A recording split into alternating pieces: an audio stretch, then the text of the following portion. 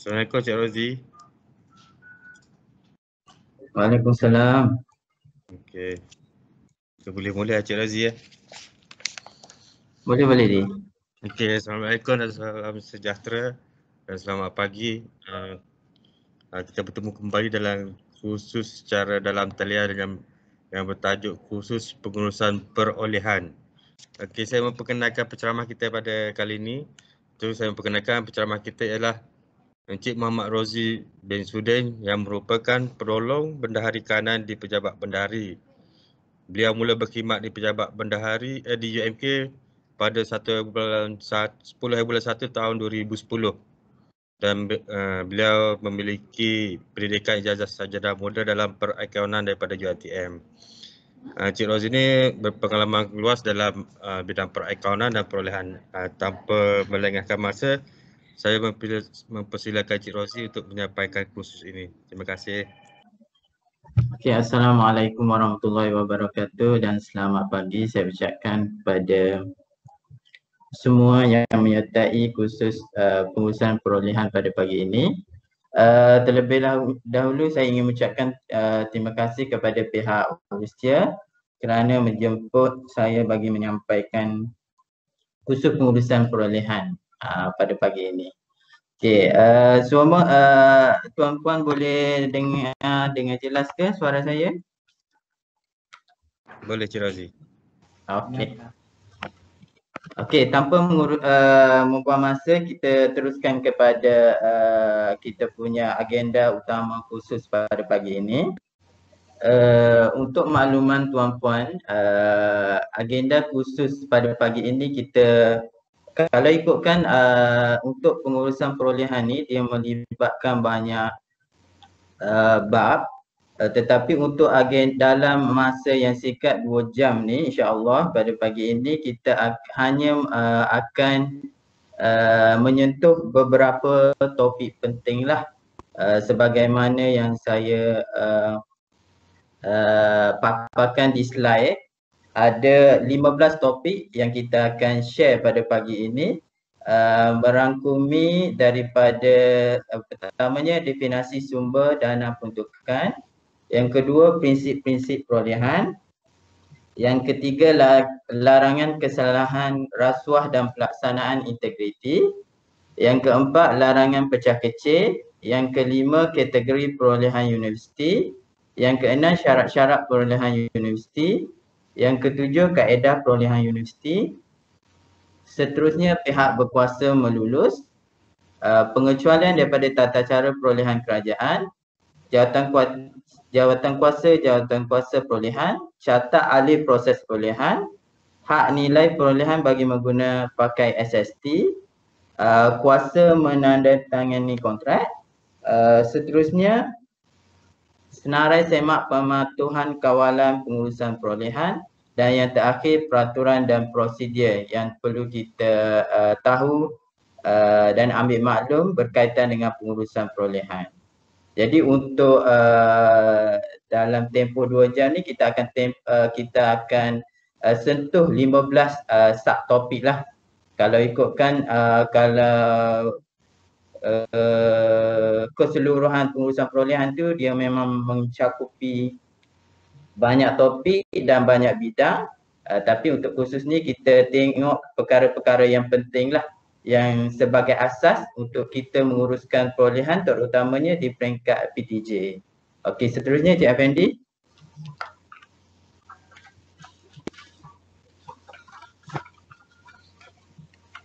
Okey, sebelum kita pergi lebih jauh mengenai pengurusan perolehan kerajaan umumnya dan tata cara pengurusan perolehan di peringkat universiti khasnya. Okey, yang pertama sekali kita perlu tahu definisi sumber dan dana peruntukan. Okey, sebagaimana saya rasa tuan-puan sedia maklum bahawasanya kita punya belanja pengurusan di universiti melibatkan 2 sumber dana. Yang pertama ialah sumber dana daripada kerajaan persekutuan, yang keduanya ialah sumber dana daripada sumber dalaman. Okey, saya percaya tuan-puan dah biasa tengok surat agihan yang pihak pejabat bendahari keluarkan setiap tahun. Yang mana dalam surat agihan tu telah menyatakan secara spesifik yang mana pembelanjaan yang diluluskan menggunakan sumber kerajaan dan yang mana pembelanjaan yang diluluskan menggunakan sumber dalaman. Jadi sumber kerajaan ni ialah sumber daripada kerajaan persekutuan lah yang mencakupi geran, sama ada geran, pinjaman atau sebarang peruntukan yang disalurkan oleh kerajaan persekutuan sama ada secara sepenuhnya atau sebahagiannya. Okey, sumber kerajaan persekutuan ada, kalau saya boleh bagi contoh, kalau yang kita terima daripada secara tahunan daripada kerajaan persekutuan, yang keduanya mengikut kelulusan mengikut program. Contohnya macam program penjana KPT, dia ada salurkan peruntukan daripada pihak KPT. Yang tu juga dikira sebagai sumber kerajaan persekutuan. Seterusnya sumber kerajaan persekutuan juga baki daripada geran, pinjaman atau sebarang peruntukan yang disalurkan oleh kerajaan persekutuan. Okey, sekiranya ada baki daripada peruntukan, contoh peruntukan pembangunan yang kita tidak dapat habiskan, yang tu dan kita memohon kelulusan untuk menggunakan peruntukan tersebut bagi tujuan lain, contohnya yang tu juga dikira sebagai sumber kerajaan persekutuan. Okey, seterusnya hasil atau faedah daripada pelaburan yang menggunakan sumber kerajaan persekutuan. Selain daripada yang saya nyatakan tadi, yang tu dikira sebagai sumber dalaman. Okey, untuk maklumat, sumber peruntukan yang disalurkan oleh kerajaan hanya sebahagian daripada peruntukan yang kita guna dalam pembelanjaan operasi setiap tahun. Selalunya kalau dia persentage tidak ditetapkan lah, tapi kebiasaannya 70-30%. Maksudnya 30% daripada peruntukan yang kita guna untuk operasi tahunan tu 30% adalah sumber dalaman dan 70% adalah sumber kerajaan. Dia bergantunglah kepada kedudukan ekonomi dan juga kelulusan daripada pihak kementerian. Okey. Ada apa-apa soalan? Kalau ada apa soalan boleh terus tanya ataupun tulis di ruangan chat lah. Okey, kalau seterusnya saya sambung kepada prinsip-prinsip perolehan. Okey. Dalam pengurusan perolehan universiti ini, kita tertakluk kepada prinsip-prinsip lah yang mana sebagaimana digariskan oleh kerajaan, kita ada 5 prinsip dalam yang kita perlu guna pakai dalam pengurusan perolehan. Yang pertama, accountability awam. Accountability awam ni maksudnya tugas yang diamanahkan dalam tugas yang diamanahkan untuk menguruskan perolehan ni kita perlu lakukan dengan penuh bertanggungjawab lah. Kita perlu ketepikan kepentingan peribadi dalam menguruskan perolehan di peringkat universiti lah khasnya. Okay, seterusnya diuruskan secara telus, yang mana proses perolehan ni dia ada prosedur, dia ada peraturan. So benda-benda ni sebagai orang yang bertanggungjawab menguruskan perolehan perlu memastikan setiap pengurusan perolehan ni diuruskan dengan teluslah mengikut peraturan dan prosedur yang telah ditetapkan. Okey, seterusnya kalau kita tengok di slide yang ketiga ialah nilai faedah yang terbaik. Okey, nilai faedah yang terbaik ni bermaksud setiap pulangan yang setiap ringgit yang kita belanjakan mestilah memberi pulangan yang terbaik kepada universiti khasnya. Maksudnya setiap kali kita berbelanja, kita kena nilai bahawasanya setiap pembelanjaan, setiap perolehan yang kita uruskan tu mestilah menguntungkan universiti lah. Yang tu maksud nilai faedah yang terbaik. Yang keempat, saingan terbuka. Okay, saingan terbuka tu bermaksud kita memberi peluang atau membuka peluang kepada semua syarikat untuk menyertai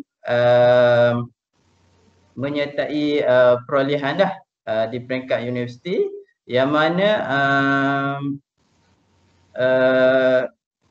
kita tidak boleh tertumpu kepada sekelompok syarikat sahaja.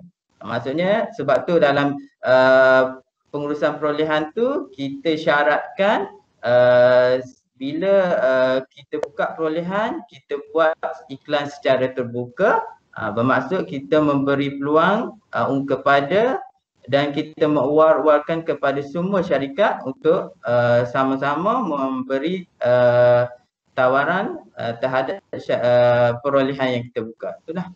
Okey, yang kelima, adil dan saksama. Maksudnya dalam pertimbangan di setiap penawaran perolehan tu perlu diuruskan adil dan saksama mengikut peraturan dan prosedur yang telah ditetapkan. Okey. Seterusnya. Okey. Seterusnya mengenai larangan kesalahan rasuah dan pelaksanaan integrity pact. Okey, kalau kita cerita bab perolehan ni, kita tak lari daripada isu rasuah. Yang mana saya percaya tuan-puan sedia maklum, kebanyakan yang berita yang kita dengar tu berita-berita rasuah ni kebanyakannya berkait dengan isu perolehan lah. Jadi saya harap tuan-puan aware bahawasanya kesalahan rasuah dalam perolehan ni sangat berat lah. Jadi kita amat tekankan mengenai larangan kesalahan rasuah dan pelaksanaan integrity pact. Okey, semua pihak yang terlibat dalam perolehan universiti, sama ada syarikat, kontraktor, firma perunding dan penjawat awam, kita sebagai penjawat awam, atau mana-mana pihak yang berkaitan diingatkan mengenai kesalahan rasuah, iaitu kesalahan di bawah Akta Pencegahan Rasuah 1997. Okey, kalau kita biasa dengar rasuah ni melibatkan terima suapan ataupun memberi suapan. Okey, tapi sekiranya tuan-puan mengesahkan pembayaran ataupun perkhidmatan yang mana tidak diterima oleh tuan-puan, yang tu pun dikira sebagai kesalahan rasuah di bawah Akta Pencegahan Rasuah 1997. Tidak hanya kepada menerima dan memberi suapan sahajalah. Okey, banyak kategori yang di bawah kesalahan rasuah. Okey, jadi dalam pelaksanaan dalam mengekang isu rasuah ni, di peringkat perolehan kita wajibkan pelaksanaan integrity pact. Okey, yang mana semua pihak yang terlibat dalam perolehan kerajaan dikehendaki menandatangani integrity pact. Okey, ada beberapa pihak lah. Yang pertama, kita sebagai penjawat awam yang menguruskan perolehan di peringkat universiti. Yang kedua, ahli jawatan kuasa yang berkaitan perolehan. Semua ahli jawatan kuasa yang terlibat lah. Okey, yang ketiga ialah ahli lembaga atau jawatan kuasa perolehan. Yang keempat, pembina, dan yang kelima, perunding. Okey, kita sebagai penjawat awam ada beberapa peringkat lah yang perlu kita sign integrity pact tu. Yang pertama, semasa kita melapor diri sebagai staf di UMK, yang tu peringkat yang pertama. Yang peringkat yang kedua ialah semasa perisytiharaan tahunan. Setiap tahun kita perlu kita perlu sign integrity pact. Dan yang ketiga, semasa perolehan lah, semasa proses perolehan, kalau tuan-puan biasa, kita dikehendaki setiap perolehan dikehendaki setiap staf yang terlibat dengan perolehan semasa perolehan berlaku, semasa proses penilaian, contohnya proses penyediaan spesifikasinya, tuan-puan dikehendaki untuk menandatangani integrity pact. Okey, ni ada satu soalan daripada Puan Mariah, saya jawab teruslah. Apa maksud peratus keutamaan harga kepada syarikat Bumiputera? Boleh beri contoh? Okey. Dalam perolehan kerajaan, dia selain prinsip dia ada dasar-dasar.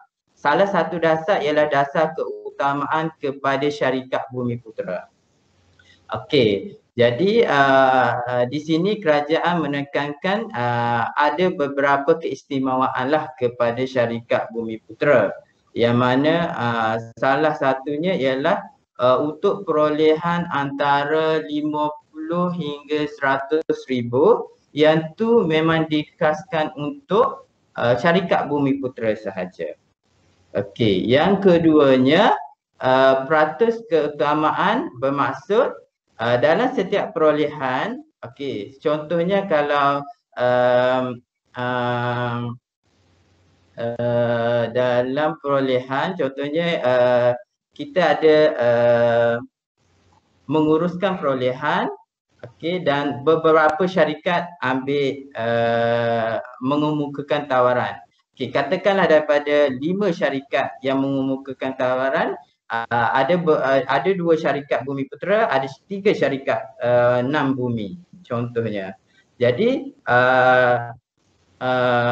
dan selepas penilaian dibuat, mendapati syarikat yang pertama ialah Bumiputera, 2 syarikat yang dipilih, satu yang Bumi dan satu NAM Bumi.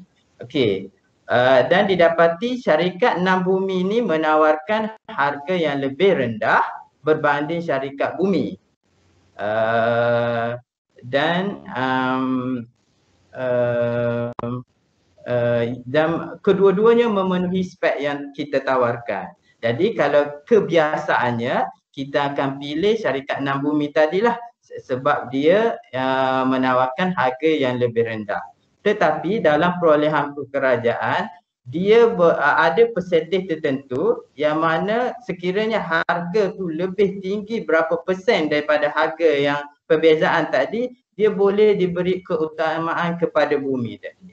Jadi persentage tu tuan-puan boleh rujuk dalam perkeliling pembendaraan lah, ataupun tata cara perolehan kita, dia ada persentage tertentu yang mana walaupun harga dia lebih tinggi, tetapi kita boleh beri keutamaan kepada syarikat Bumi tadi.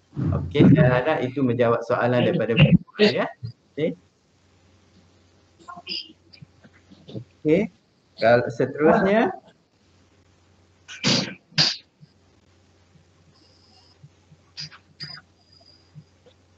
okey. Saya rasa tuan-puan biasa dengarlah larangan pecah kecil yang mana sering berlaku lah. Yang ni memang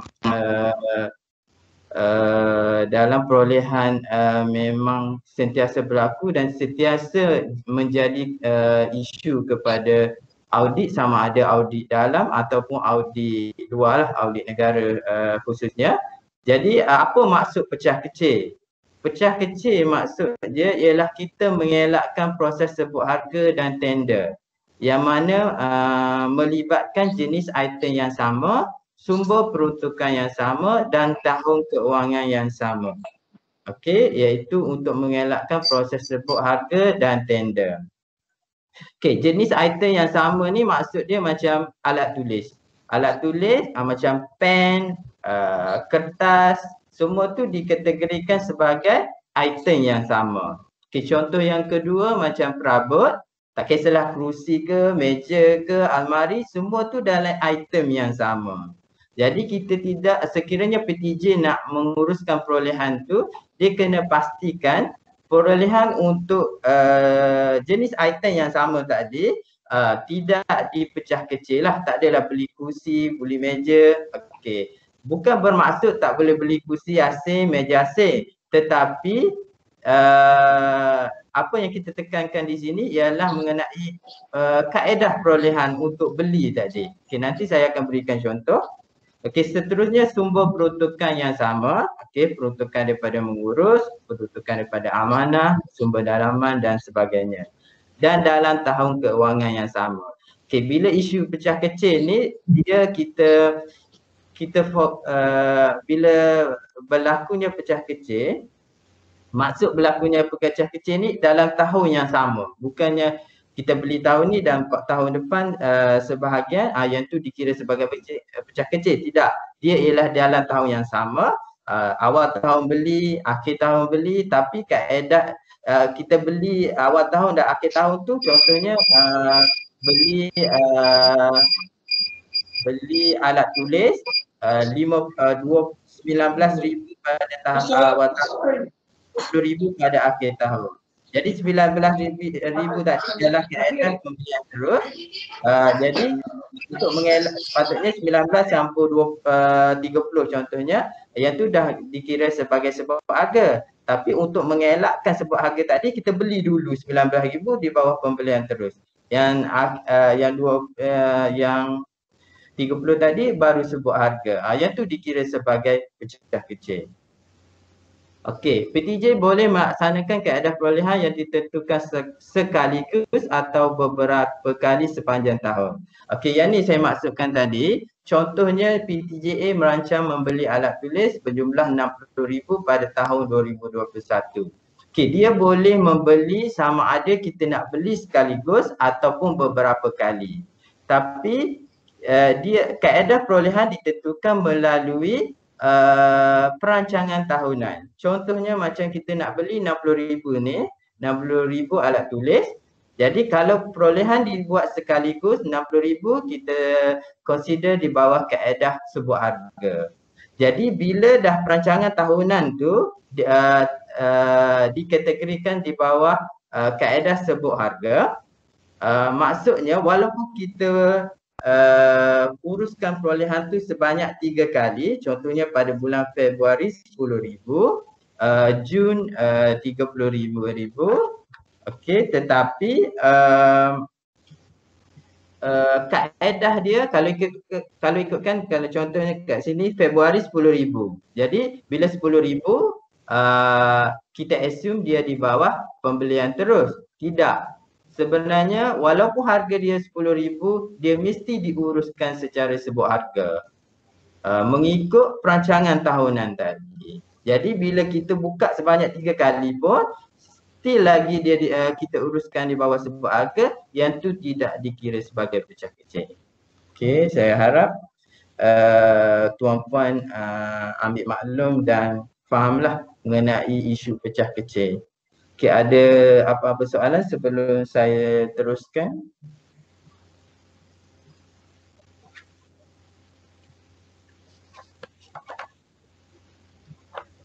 Okey, seterusnya.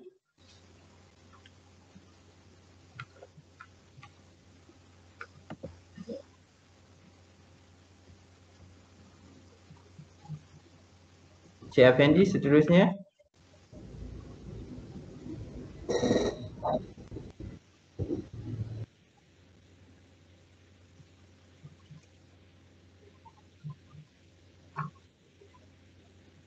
Okey, seterusnya mengenai kategori perolehan universiti. Okey, untuk makluman tuan-puan, perolehan melibatkan kategori perolehan universiti ada 3 lah. Yang pertama perolehan bekalan, yang kedua perolehan perkhidmatan, yang ketiga perolehan kerja. Okey, perolehan bekalan bermaksud perolehan barangan atau peralatan yang dibekalkan bagi menjalankan sesuatu program, aktiviti atau projek universiti seperti makanan, pakaian, kenderaan dan kelengkapan pejabat. Okey,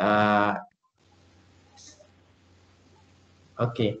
Seterusnya perkhidmatan. Perkhidmatan ialah perolehan khidmat tenaga manusia atau kepakaran untuk melaksanakan dan menyiapkan sesuatu projek.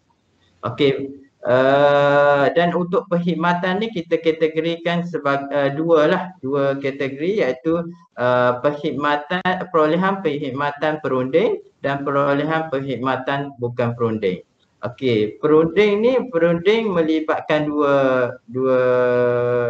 dua kategori, iaitu perunding pembangunan fizikal dan perunding perunding bukan fizikal. Perunding pembangunan fizikal ni kalau tuan-puan biasa dengar, iaitu sekiranya kita ingin membina bangunan, so kita akan lantik perunding-perunding dan mengikut kepakaran masing-masing lah, civil, mekanikal dan elektrikal. Yang tu bermaksud perunding pembangunan fizikal lah. Yang perunding bukan fizikal ni yang melibatkan kajian-kajian lah. Contohnya macam perunding ISO. Kita ingin menjalankan ISO, jadi kita lantik perunding bagi membantu kita menyiapkan dokumen dan membantu kita mengenal pasti isu-isu yang berkaitan. Yang tu ialah perunding bukan fizikal. Yang bukan perunding ni bermaksud pengendalian khusus dan latihan. Macam hari ni sekiranya kita mendapatkan khidmat daripada pihak ketiga, jadi yang bayaran tu dikira sebagai perkhidmatan bukan perunding. Okey, sama juga dalam kes macam kita isu daripada perolehan perkhidmatan penyelenggaraan, perbaikan, pencucian bangunan, penyewaan, periklanan dan sebagainya. Yang tu di bawah perkhidmatan bukan perunding. Yang ketiga ialah kerja. Kategori perolehan seterusnya ialah kerja, iaitu kerja-kerja pembinaan seperti bangunan, lapangan terbang, jalan raya dan sebagainya. Yang tu di bawah kerja lah. Okey, seterusnya Encik Effendi. Okey. Yang ni ada 6 syarat-syarat perolehan universiti. Yang pertama ialah perancangan. Dalam setiap perolehan perlu ada perancangan. Ada beberapa objektif lah, ada beberapa tujuan yang kita perlu rancang perolehan. Yang pertama kita nak kawal kos dan yang keduanya menangani masalah dalam melaksanakan sesuatu perolehan. Yang ketiga kita nak elak daripada berbelanja pada saat-saat akhir. Okey, yang ni biasa berlaku bila dah hujung-hujung tahun baru nak uruskan perolehan. Jadi perancangan perolehan tu amat pentinglah dalam mengelakkan perkara-perkara tersebut. Okey, yang seterusnya memastikan terlebih dahulu bahawa anggaran pembelanjaan belanja murus atau pembangunan telah diluluskan atau mencukupi. Maksudnya sebelum perolehan dibuat, kena pastikan peruntukan tu ada. Tak kisahlah belanja murus, belanja pembangunan ataupun sumber-sumber lain, kena pastikan sumber peruntukan tu ada dulu, baru boleh proceed untuk perolehan. Yang ketiga, harga tawaran yang paling menguntungkan universiti hendaklah dipilih. Yang ni biasalah, takkan kita nak pilih harga tawaran yang lebih tinggi sedangkan ada pembekal yang boleh menawarkan harga yang lebih rendah dengan spek yang kita tetapkan. Okey, yang keempat, membuat kajian pasaran.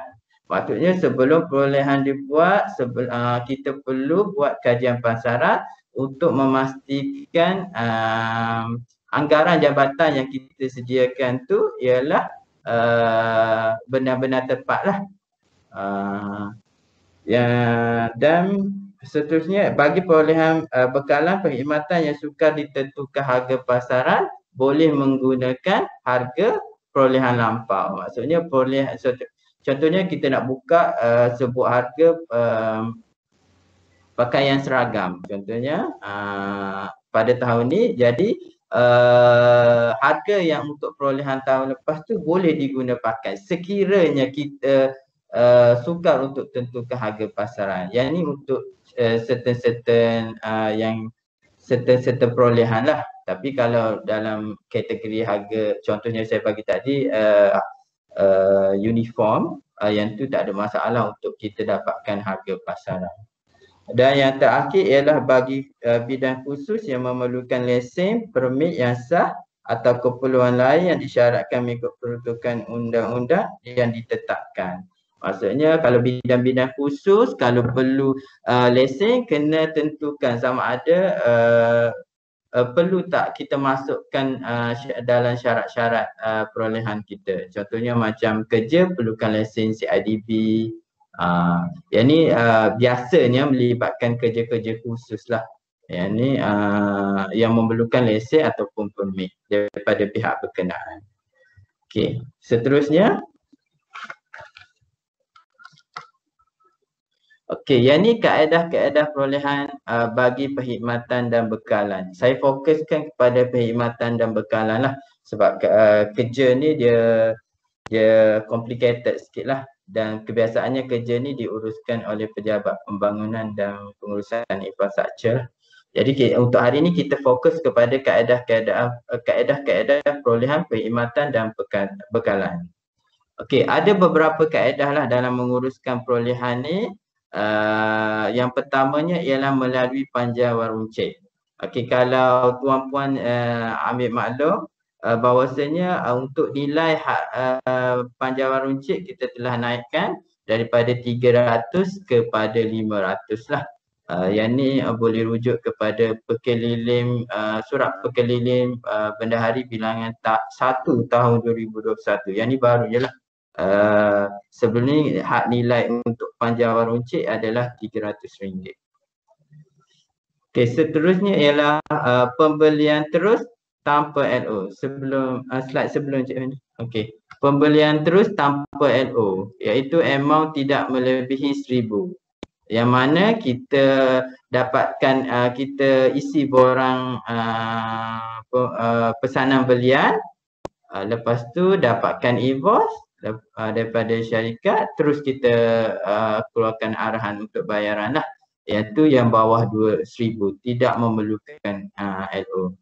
Seterusnya pembelian terus dengan LO iaitu atas 1,000, bawah daripada tidak melebihi 20,000.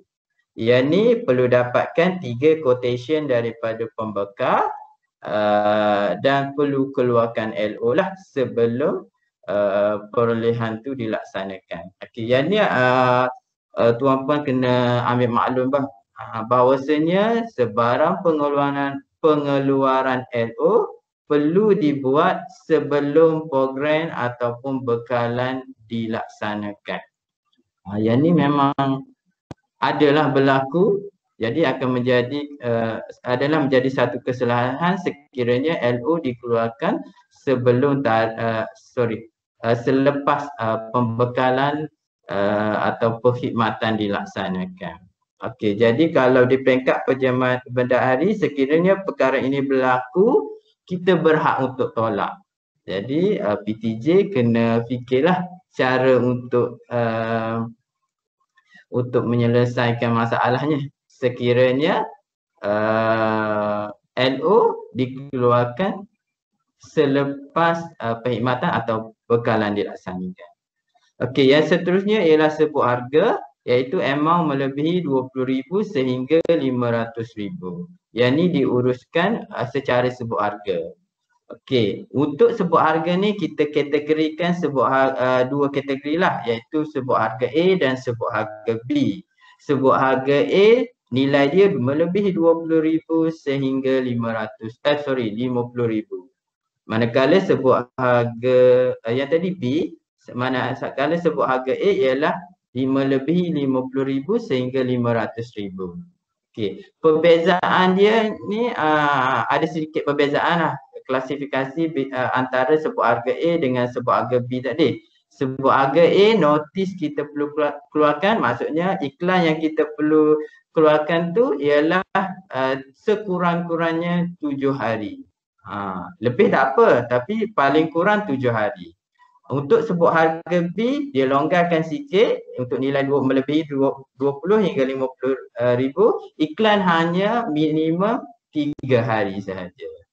Okey, perbezaan lain untuk sebuah harga A perlu melalui proses buka semua proses buka sebuah harga, tapi sebuah harga B tak perlu melalui proses buka sebuah harga. Okey. Seterusnya tender. Tender apa-apa nilai yang melebihi 500,000 disekira sebagai tender lah. Tender ni lebih kompleks lah. Kebiasaannya sebuah harga ni perancangan dia tu antara tempoh sebulan. Okay. Tapi untuk tender tu perancangan dan proses dia tu melibatkan tempoh yang panjang. Kebiasaannya 3 bulan. Even kalau notis tadi, notis periklanan tadi,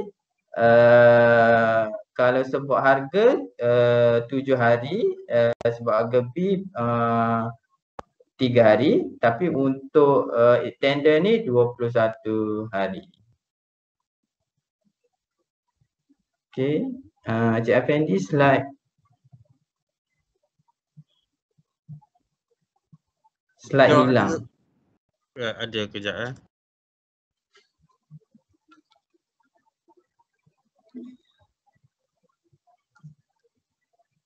Setakat ni ada apa-apa soalan?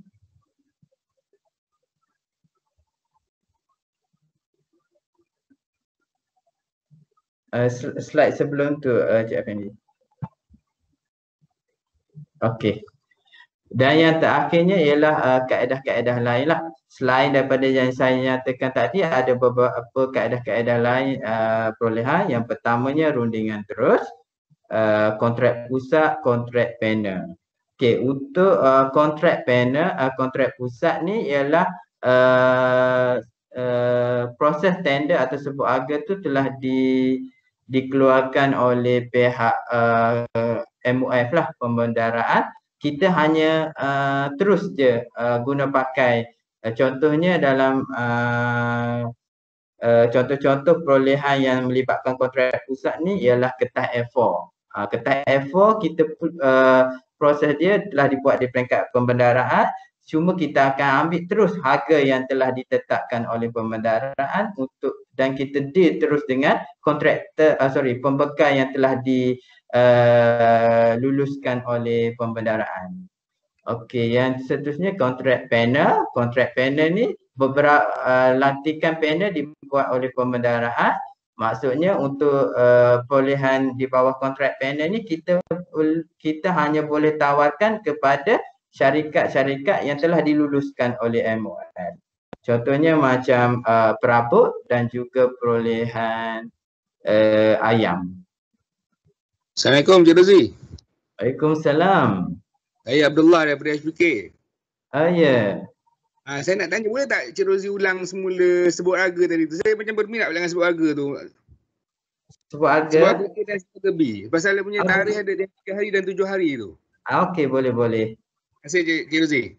Okey, terima kasih atas soalan. Okey, untuk sebut harga, saya ulang balik. Untuk sebut harga kita kategorikan dua kategori lah. Yang pertama ialah sebuah harga A, sebuah harga B. Sebuah harga B ialah nilai dia 20,000 melebihi 20,000 sehingga 50,000. Manakala sebuah harga A untuk nilai melebihi 50,000 sehingga 500,000. Okey, perbezaan antara sebuah harga A dan sebuah harga B tadi, untuk sebuah harga B bagi nilai melebihi 20,000 hingga 50,000, notis iklan atau tawaran yang kita keluarkan, kita boleh pendekkan sekurang-kurangnya 3 hari saja. Tak perlu 7 hari. Kalau untuk yang A tadi, notis dia sekurang-kurangnya 7 hari. Maksudnya bila dapat dokumen daripada BDJ, kita iklan dalam laman web, iklan tu tempoh dia untuk B tadi 3 hari sekurang-kurangnya, untuk A tadi sekurang-kurangnya 7 hari. Okey, tetapi proses dia tu Yang lain tu sama. Yang mana perlu diangkat kepada kuasa melulus dia sama juga jawatan kuasa sebut harga. Cuma daripada segi proses dia simplified sikit. Even kalau yang sebut harga B tadi, dia tak perlu masukkan dalam peti sebut harga. Dia boleh terus kemukakan kepada, even boleh kemukakan terus kepada PTJ. Tetapi untuk di peringkat kita, untuk kita punya kontrol, sebut harga P ni pun still lagi kita minta dia hantar kepada pejabat bendahari, tetapi tiada keperluan lah untuk kita buat proses buka sebut harga. Selalunya untuk sebut harga A tadi, yang nilai melebihi 50 hingga 500, pembekal akan masukkan dokumen tawaran selepas iklan tamat,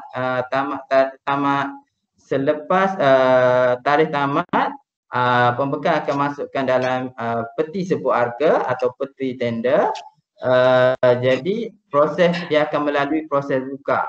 Maksudnya ada ahli jawatan kuasa yang buka peti itu dan melalui proses-proses tertentulah. Tapi untuk sebut harga P tadi tak perlu melalui proses tu. Jadi dia simplified sikit untuk sebut harga. Saya harap itu menjawab Tuan memahamilah apa yang saya maklumkan tadi. Okey. Terima kasih. Okey, terima kasih. Assalamualaikum Cik Rozi. Waalaikumsalam. Fida daripada FSP. Ya, Puan. Satu, kalau macam penyelenggaraan kita buat, Penyelenggaraan. Contoh dia kena keluarkan LO kan. Lepas tu tapi kalau kita ada satu company tu je yang memang buat penyelenggaraan tu, boleh ke? Ada satu company. Okey. Okey, kalau saya boleh kalau tuan-puan boleh tengok dalam kaedah-kaedah lain. Okey, sebelum tu kita kena tentukan dululah sama ada, sebab tu saya pada awal tadi saya tekankan mengenai definisi sumber tadi. Ada dua sumber peruntukan, iaitu sumber dalaman dan sumber kerajaan. Sebab apa tekankan mengenai maksud dua sumber peruntukan bagi pembelanjaan mengurus tahunan kita, sebab untuk proses proses perolehan ni dia ada kelonggaran sikit sekiranya dia menggunakan sumber dalaman. Okey, jadi untuk pertanyaan daripada Puan Fida tadi, dia untuk satu pembekal dia di bawah kategori rundingan terus. Yang mana sekiranya dia menggunakan sumber dalaman tertakluk kepada had nilai, sekiranya dia di bawah 20,000 dia boleh diluluskan di peringkat PTJ lah, maksudnya di bawah kelulusan ketua PTJ. Dan untuk sekiranya melebihi 20,000 hingga 500,000 JKSU dan seterusnya 500,000 tender. Yang tu sekiranya melibatkan sumber dalaman. Tetapi kalau melibatkan sumber kerajaan tanpa mengikut had nilai, dia mesti diluluskan di peringkat MOF. Maksudnya Puan Fida perlu forward dia punya dokumen berkaitan untuk kita dapatkan kelulusan daripada peringkat MOF lah. Tapi sekiranya dia menggunakan sumber dalaman, cukup urus biasa di peringkat PTJ saja dengan satu pembekal, sebab dia memang di bawah kategori rundingan terus dengan syarat dia adalah menggunakan sumber dalaman. Okey ke Puan Fida? Kalau kata kita menggunakan peruntukan mengurus fakulti tu, maksudnya dia kena dapat kelulusan MOF tu dapat satu company saja. Okey, kalau Puan Fida biasa tengok surat agihan, saya percaya Puan Fida biasa tengok surat agihan bajet. Dalam surat agihan bajet tu dia ada clarify terus yang mana menggunakan sumber dalaman, yang mana menggunakan sumber kerajaan. Betul tak? Kebiasaannya dalam ABN 7 tu semasa surat agihan bajet dah dikeluarkan, memang dia dah specify. Kat situ boleh ada specify terus. Maksudnya untuk sumber peruntukan mengurus tu, bukan bila kita kata menggunakan mengurus tu terus sumber kerajaan, tak. Dia ada agihan. Dia ada yang menggunakan sumber dalaman, dia ada yang menggunakan sumber kerajaan. Kena tengok yang tu dulu. Okey. Jadi sekiranya dia ada dalam ABN 7 untuk vote contohnya 28,000, penyelenggaraan di bawah vote 28,000. Jadi yang tu sekiranya dalam surat agihan tu peruntukan tu bawah kolom sumber dalaman, yang tu dikira sebagai sumber dalaman lah. Yang sebagaimana proses yang saya nyatakan tadi lah, sumber dalaman dia ada kelonggaran sikit untuk rundingan terus. Okey. Kebiasaannya memang untuk fakulti sebab kebiasaannya memang menggunakan sumber dalaman lah, tapi kena semak terlebih dahulu. Sebab kalau tuan-puan maklum, kita punya peruntukan mengurus tahunan ni, sumber kerajaannya kebanyakannya memang cukup untuk bayar gaji sahaja dan juga komitmen yang berkontrak. Yang tu je. Yang selain daripada tu memang menggunakan sumber dalaman. Jadi tapi untuk lebih selamat refer kepada surat agihan sebelum proses perolehan dilaksanakan. Sebelum kaedah perolehan boleh ditentukan, refer juga dulu kepada surat agihan bajet. Okey, terima kasih Puan Fida. Terima kasih Cik Rozi. Assalamualaikum. Okey, seterusnya. Slide seterusnya. Okey, untuk perolehan di peringkat universiti ni pihak berkuasa melulus ada 5. Selain daripada ni jangan ada mana-mana pihak meluluskan sebarang perolehan di peringkat universiti. Okey, yang pertama ialah ketua pusat tanggungjawab lah, ketua PTJ. Setiap ketua PTJ dia ada surat penurunan kuasa. Pastikan ketua PTJ ataupun pegawai yang menguruskan perolehan di peringkat PTJ kena pastikan setiap ketua PTJ mempunyai surat penurunan kuasa. Yang mana surat penurunan kuasa itu dia nyatakan spesifik kuasa-kuasa perolehan di peringkat PTJ. Kuasa-kuasa keuangan, bukan perolehan saja, kuasa-kuasa keuangan. Tapi dalam tu ada spesifik untuk kuasa-kuasa perolehan. Yang pertamanya iaitu ketua PTJ tadi, yang mana dia berhak untuk dia diberi kuasa untuk meluluskan perolehan tidak melebihi 20,000 dalam kaedah perolehan secara pembelian terus. Untuk jawatan kuasa sebahagian universiti bagi had nilai 20,000 sehingga 500,000. Untuk lembaga perolehan universiti melebihi 500,000 sehingga 100 juta. Lembaga pengarah universiti melebihi 100 juta. Manakala Kementerian Keuangan melebihi 100 juta juga.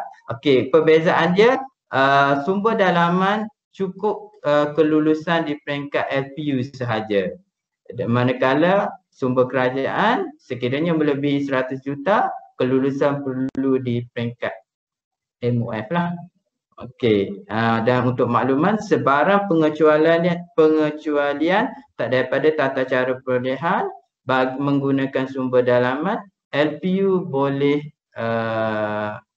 meluluskan sebarang pengecualian lah untuk sumber dalaman. Dan untuk sumber kerajaan sebarang pengecualian untuk perolehan perlu melalui MOF. Okey, seterusnya. Okey,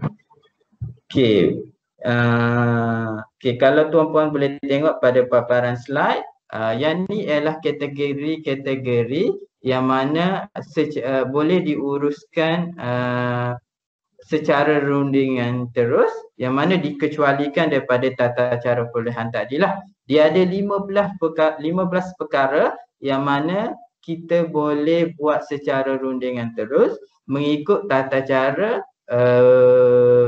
PK7 lah. Dia ada satu perkeliling pembandaraan yang mana specify 15 perkara yang kita kecualikan daripada tata cara perolehan tadi. Tetapi hak nilai melulus, contohnya kalau 20,000 ke bawah, still lagi dia sama, kuasa melulus dia sama, cuma proses-proses perolehan tadi ada beberapa kelonggaran yang diberi. Yang pertama ialah perolehan bagi penganjuran majlis atau acara rasmi kerajaan dan jamuan kerajaan rasmi kerajaan. Okey, yang ni saya bagi contoh macam ada majlis-majlis yang perlu pelancaran yang melibatkan acara rasmi. Acara rasmi ni selalunya melibatkan orang-orang penting lah. Contohnya YBN Menteri ke. Jadi yang perlu diraikan secara rasmi. Jadi kita kos-kos yang terlibat contohnya makanan, penginapan. Contohnya kita buat di hotel. Jadi penginapan dan makanan, jadi dia punya perolehan tu boleh buat proses secara rundingan terus dengan hotel tersebut, tetapi perlu ada kajian pasaran jugalah. Maksudnya yang mana hotel mana yang boleh menawarkan the best service lah. Jadi tapi dia tidak perlu, contohnya untuk nilai 20,000 ke atas tadi melalui sebuah harga contohnya. Jadi dia tak perlu melalui proses periklanan apa tadi, just rundingan terus dengan pihak syarikat lah. Jadi selepas rundingan terus proses berlaku, still lagi perlu diangkat untuk kelulusan sekiranya bawa atas 20,000 JKSU lah. Okay, yang kedua ialah perolehan perkhidmatan kemudahan latihan secara pakej. Yang ni maksudnya kita menganjurkan latihan ataupun kita menganjurkan latihan. Jadi ada kos-kos yang terlibat macam makanan, semua yang berkaitan tu, yang tu boleh juga dibuat secara rundingan terus. Detail dia tu tuan-puan boleh tengok dalam perkeliling pembendaraan lah. Nanti saya akan share sekejap lagi. Sebab kalau saya nak pergi detail ni dia mengambil masa yang lama lah untuk detail satu-satu ni. Okey, yang ketiga penyertaan latihan yang dianjurkan. Yang ni yang yuran bagi penyertaan latihan yang dianjurkan oleh agensi luar lah. Kita bayar yuran, jadi yang tu tidak takluk kepada tata cara perolehan biasa. Yang keempat, perolehan penginapan, makanan, minuman bagi yang melaksanakan tugas rasmi. Contohnya kita menghadiri mesyuarat, jadi kita menginap di mana-mana, tak perlulah yang tu kita buka sebuah harga. Contohnya untuk nilai yang lebih daripada 20,000 nak buka sebuah harga tak perlu. Jadi yang tu juga dikategorikan dan dikecualikan di bawah tata cara perolehan kerajaan biasalah. Perolehan perkhidmatan makanan dan minuman untuk mesyuarat dalaman, perolehan berkaitan ICT dan rangkaian internet. Yang ni macam pembelian perisian software, pengkalan data, yang tu di bawah kategori inilah. Perolehan kenderaan, perolehan perkhidmatan penyelenggaraan dan perbaikan kenderaan, perolehan bahan bakar, perolehan warta kerajaan, perolehan buku, surat khabar, majalah, penyelenggaraan pembaikan penyamak udara yang tidak melibatkan kerja elektrik yang kompleks, periklanan, dan yang terakhir ialah pembelanjaan perubatan. Okey, yang tu ialah kategori 15 perkara yang dikategorikan dan dikecualikan daripada tata cara perolehan kerajaan. Okey, seterusnya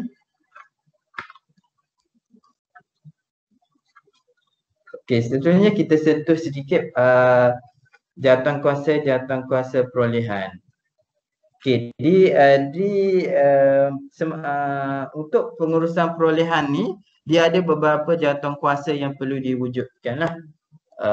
Sama ada di peringkat PTJ ataupun di peringkat universiti. Untuk di peringkat PTJ perlu ada lantikan urustia perolehan.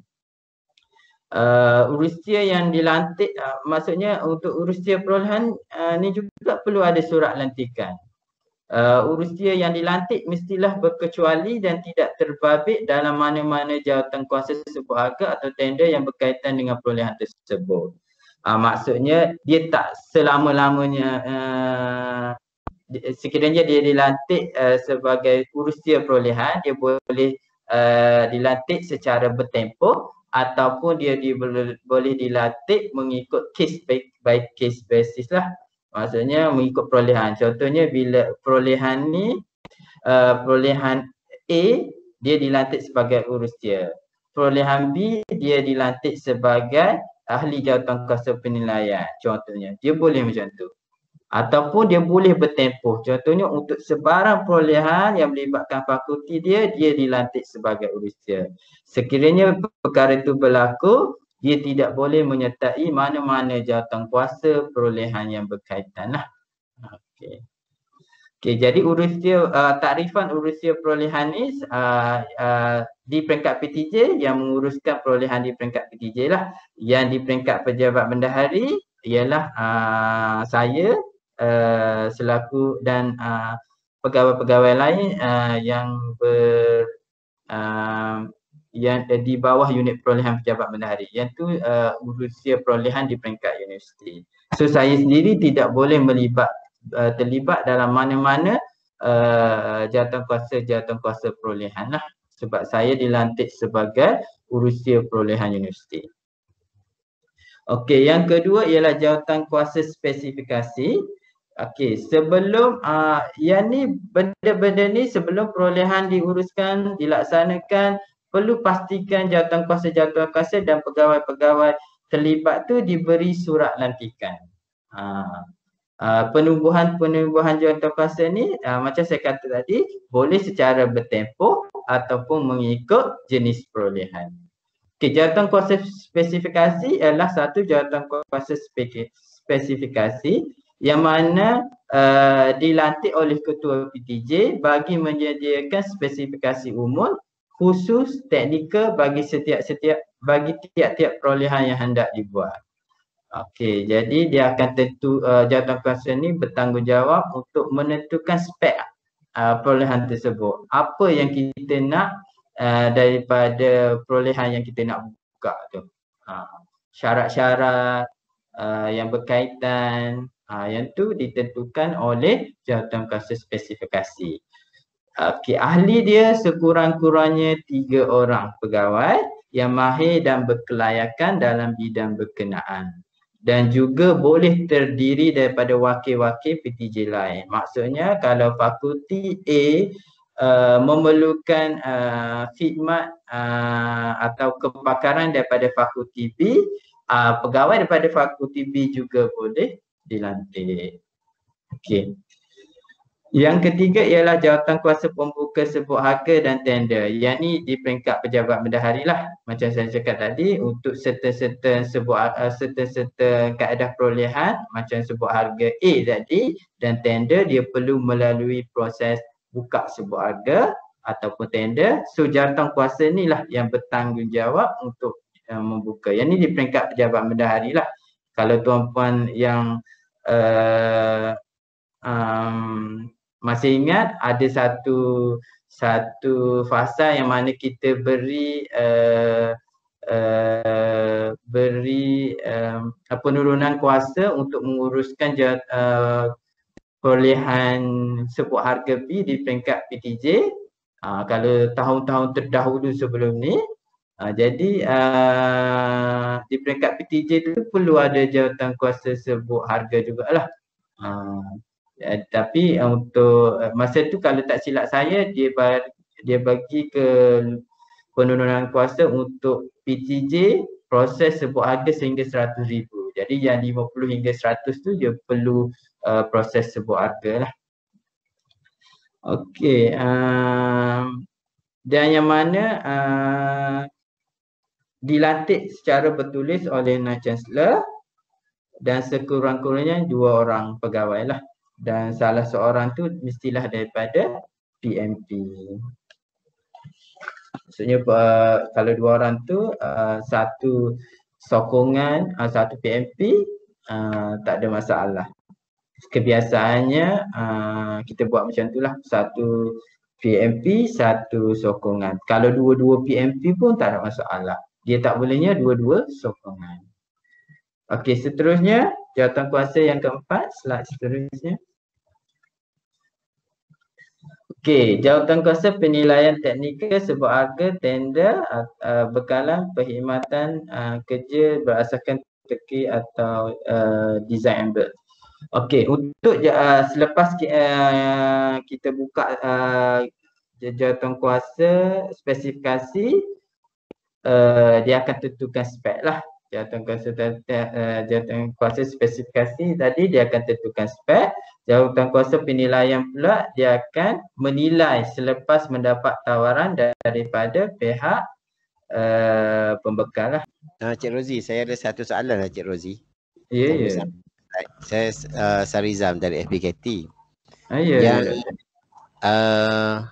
tadi yang berkenaan dengan jawatan kuasa tadi tu, jawatan kuasa teknikal adalah dinyatakan dekat jawatan kuasa harganya dekat mana? Nanti saya yang nombor 4 tadi kita akan nombor 4 teknikal, nombor 5 nanti saya akan sentuh pasal harga. Nanti saya akan sentuh pasal harga. Lepas tu yang jawatan kuasa saya tengok yang apa? Slide Cik Rozi ni. Okey. Bukan jawatan kuasa teknikal okey. Dia memang ada dua lah, teknikal dan harga. Yang mana ada kes yang kita perlukan dua jawatan kuasa, split teknikal lain, harga lain. Ada kes yang kita boleh gabung, teknikal dan harga sama. Okey. Nanti Cik Rozi akan ceritakanlah ni. Ya, nanti saya akan ceritakan nanti. Okey, terima kasih. Okey, terima kasih. Okey, kita sambung. Okey, jawatan kuasa yang keempat ialah jawatan kuasa penilaian teknikal sebuah harga atau tender. Okey, untuk makluman jawatan kuasa, sebagaimana saya maklumkan tadi, jawatan kuasa penilaian ni dia ada kita perlu split between teknikal dan harga, ada yang perlu kita gabung. Kalau untuk sebuah harga kerja, memang satu je jawatan kuasa penilaian sebuah harga. Untuk bekalan dan perkhidmatan, ada yang kita perlukan satu jawatan kuasa saja, ada yang perlukan dua. Yang perlukan dua jawatan kuasa ni, dia perlu ada asing jawatan kuasa penilaian teknikal dan harga, ialah contohnya macam perolehan yang melibatkan perolehan kompleks. Okey, perolehan kompleks kebiasaannya ialah melibatkan peralatan makmal, yang melibatkan peralatan makmal, melibatkan peralatan komputer, yang tu dikategorikan di bawah perolehan kompleks lah. Yang tu perlu melalui penilaian oleh dua jawatan kuasa. Okey, yang selain daripada tu, dia hanya kalau nak buat dua pun tak ada masalah, tetapi dibenarkan untuk satu jawatan kuasa sahaja. Okey, jawatan kuasa penilaian teknikal sebuah harga, kebanyakan kalau tuan-puan perasan keanggotaan jawatan kuasa perolehan tadi, dia sekurang-kurangnya 3 orang, yang mana seorang pengurusi dan 2 orang ahli lah. Kecuali jawatan kuasa pembuka sebuah harga tadilah, dia 2 orang sahaja. Terdiri daripada pegawai yang mahir, berpengalaman dan berkelayakan tentang barangan dan perkhidmatan tersebut. Sekiranya PTJ tidak mempunyai kemahiran dalaman, kepakaran daripada PTJ lain boleh digunakan. Sama juga dalam kes tadi, dalam kes jawatan kuasa spesifikasi, jadi jawatan kuasa sekiranya keahlian tu perlu daripada PTJ lain, boleh dilantik. Okey, membuat penilaian berasaskan spesifikasi perolehan dalam sebuah harga. Penilaian dibuat berdasarkan dokumen yang dikemukakan, pernyataan pematuhan atau penilaian fizikal. Walau bagaimanapun maklumat dan teknologi semasa mengenai bahan boleh kira. Okey, maksudnya penilaian teknikal ni dia sentuh teknikal lah, bab-bab teknikal, syarat-syarat teknikal dalam jadual teknikal sebuah harga. Jadi yang untuk penilaian harga, dia dibuat oleh jawatan kuasa penilaian harga lah. Dia tak tahu dia sebenarnya untuk dua jawatan kuasa ni, dua jawatan kuasa yang berbeza ni, harga dan teknikal ni adalah keperluan dia untuk memastikan dia lebih telus lah. Maksudnya jawatan teknikal tengok teknikal saja, dia tak secara langsung harga. Maksudnya harga mahal ke, murah ke, dia memang tak ambil part, jadi dia memang fokus pada teknikal. Jadi bila harga tadi fokus kepada harga semata-mata, disenarai pendekkan jawatan kuasa pembekal yang penuhi syarat harga, yang jawatan kuasa teknikal senarai pendekkan jawatan kuasa di bawah penilaian teknikal. Jadi yang tu kita akan match, yang tu lebih tulus lah. Maksudnya match dan kita tengok yang mana memenuhi dua-dua. Di teknikal dia penuhi, harga penuhi.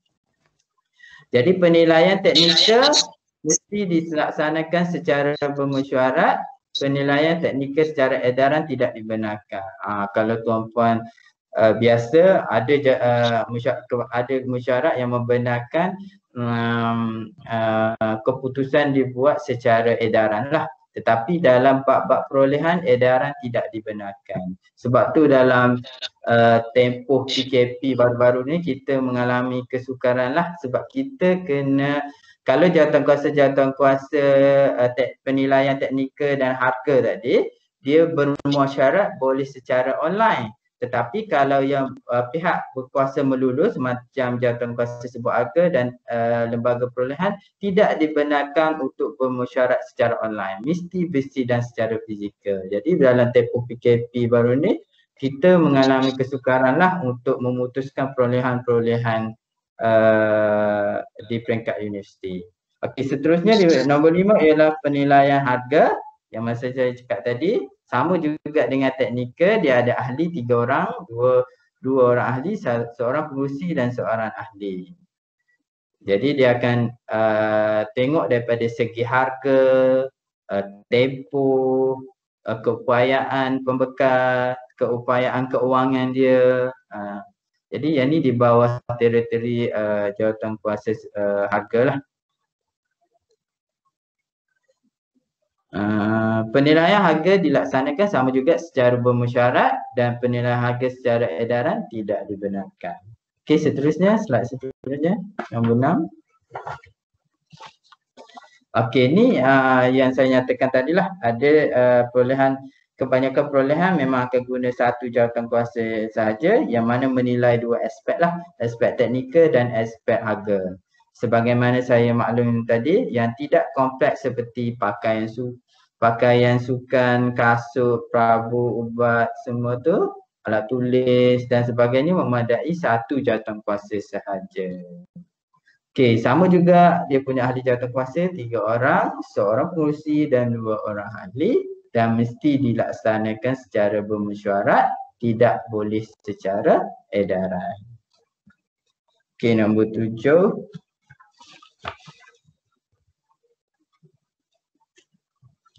Okey, untuk penilaian jawatan kuasa penilaian sebut harga, sebagaimana saya maklumkan awal, untuk kerja macam mana pun memang dia ada cukup satu jawatan kuasa penilaian sahaja. Sebab kerja ni dia kena tengok dua-dua, satu jawatan kuasa tu dia kena tengok dua-dua, harga dan juga teknikal.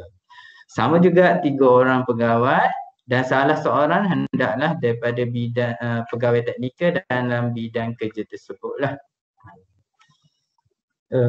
Secara bermesyuarat juga dan secara edaran tidak dibenarkan. Sebenarnya untuk semua jawatan kuasa tadi, laporan penilaian hendaklah ditandatangani oleh semua ahli jawatan kuasa. Okey, seterusnya. Okey, nombor 8 JKSU. Yang ni di peringkat universiti lah. Tadi ialah jawatan kuasa yang diwujudkan di peringkat PTJ lah. Yang ni saya masuk kepada jawatan kuasa di peringkat universiti lah, yang mana pihak berkuasa melulus kepada perolehan-perolehan tadi. Jadi untuk kaedah perolehan secara sebut harga, nilai melebihi 20,000 sehingga 500,000 diluluskan di JKSU, yang mana untuk makluman tuan-puan, mesyuarat JKSU ni ialah ahli jawatan kuasa sebut harga ditetapkan oleh pekeliling, kalau ikutkan 3 orang juga, tapi untuk di peringkat universiti UMK jawatankuasa kita melebihi daripada 3 orang lah. Cuma untuk quorum mesyuarat 3 orang iaitu pengerusi dan 2 orang ahli JKSU. Keputusan JKSU sebulat suara dan muktamar. Dia tak boleh ikut majoriti. Dalam kes perolehan ni dia kena sebulat suara semua setuju. Kalau JKSU ada salah seorang ahli tak setuju, dia perlu dibawa kepada kuasa melulus lebih tinggi. Dan kalau JKSU tadi dia perlu dibawa kepada lembaga perolehan. Kalau lembaga perolehan tu tak bersetuju juga, ada salah seorang ahli tak bersetuju, dia perlu dibawa kepada MOF bagi sumber kerajaan. Kalau sumber dalaman perlu dibawa kepada LPU. Kalau sekiranya jadi keputusan akhir adalah di peringkat LPU bagi sumber dalaman, sumber kerajaan di peringkat MOF.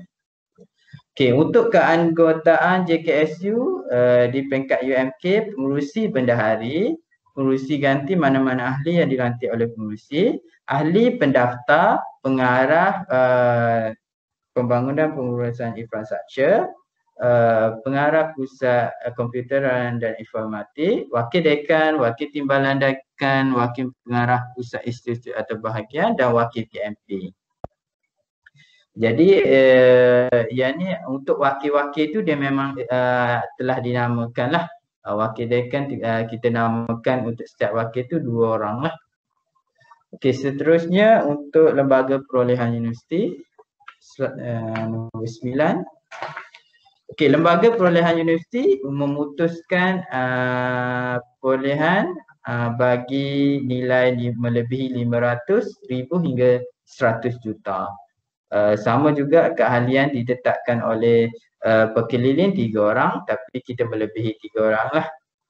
Quorum sama juga 3 orang, pengurusi 2 orang ahli.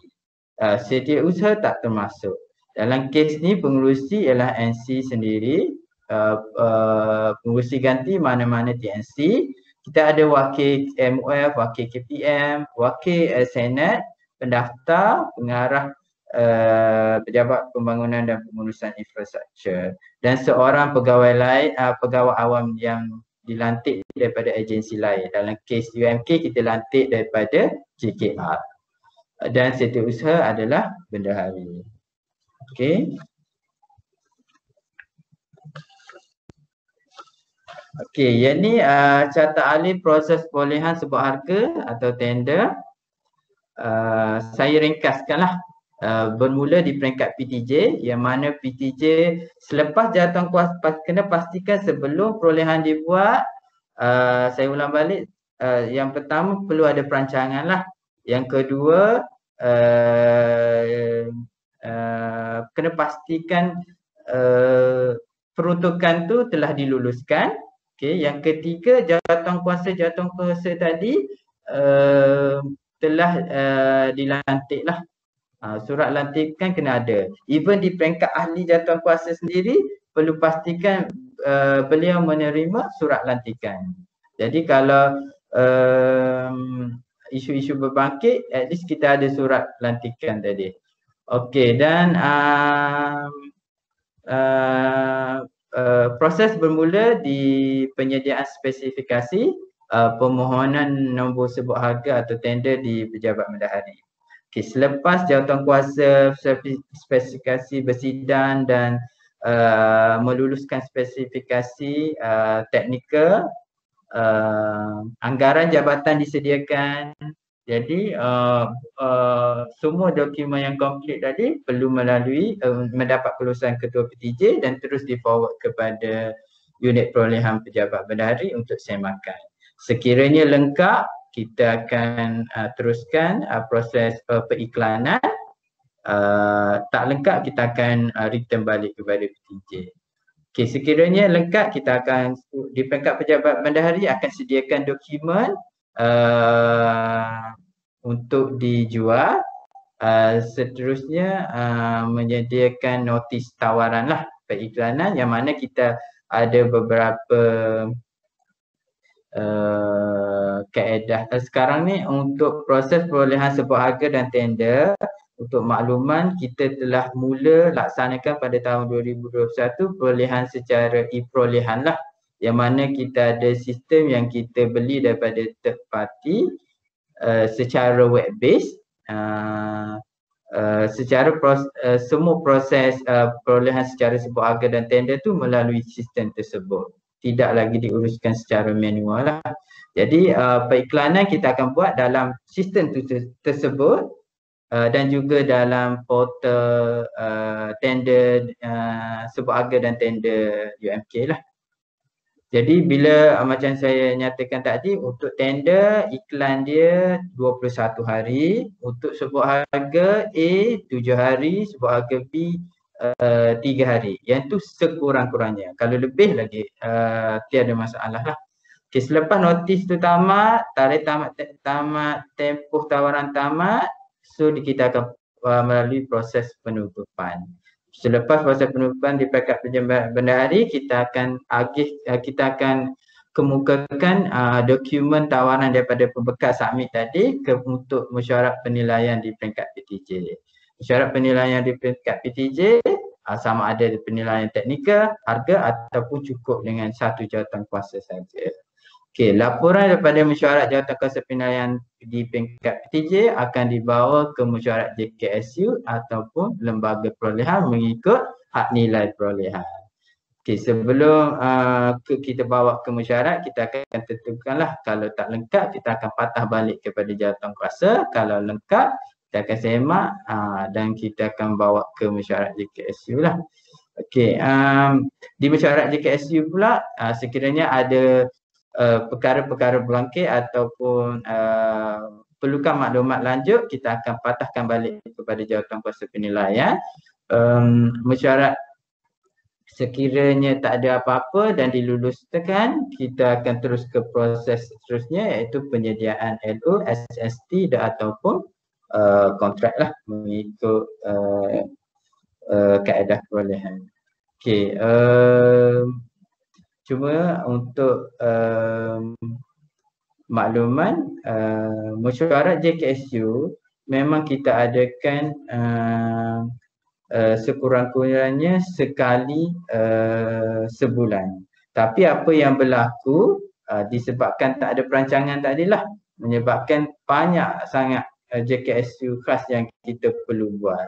Jadi di peringkat tuan-puan, di peringkat PTJ kena ambil maklum, sebarang perancangan perolehan perlu dibuat dan perlu bear in mind bahawasanya JKSU sekurang-kurangnya memang kita akan buat sekali sebulan, kebiasaannya hujung bulan lah. So proses-proses di peringkat PTJ tu kena sentiasa selari lah dengan perancangan di peringkat pejabat bendahara. Okey, seterusnya untuk LO, SST dengan kontrak tadi saya akan explain di slide ni lah. Okey, untuk perolehan ni kita ada dua kategori, perolehan bukan bermasa dan perolehan bermasa. Perolehan bagi perolehan bukan bermasa, maksud dia ialah perolehan yang mana pembayaran kita buat kepada syarikat tu sekali. One off payment lah kita panggil. Ataupun perolehan yang mana tempoh kontrak dia 4 bulan. Sehingga 4 bulan. Lebih 4 bulan tu dikira sebagai perolehan bermasa. Contohnya macam kita sewa, perkhidmatan sewaan. Kalau sewa 4 bulan tu ke bawah, yang tu perolehan bukan bermasa lagi lah kita kategorikan. Kalau lebih daripada 4 bulan, perolehan bermasa.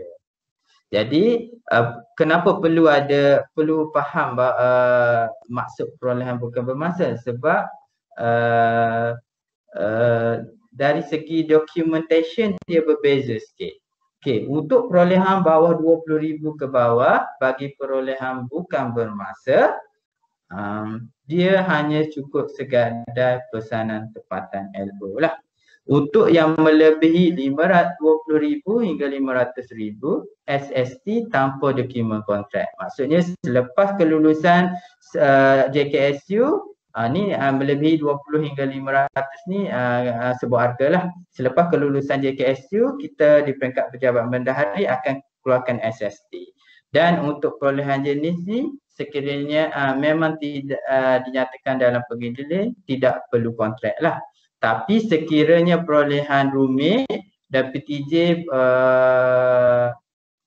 boleh menyediakan dokumen kontrak terperinci bagi menjaga kepentingan universiti lah. Dan format SST adalah sebagaimana yang tu di peringkat pejabat bendahari lah, kita sediakan mengikut format yang telah ditetapkan oleh Pembendaraan lah, MOF. Okey, melebihi 500,000 yang tender, perolehan bukan bermasa, SST dan mesti ada kontrak. Dan kontrak tu mesti ditandatangani dalam tempoh 4 bulan. Selepas SST ditanda balas oleh syarikat. Kena siap kontrak tu dalam tempoh 4 bulan selepas SST tu sign oleh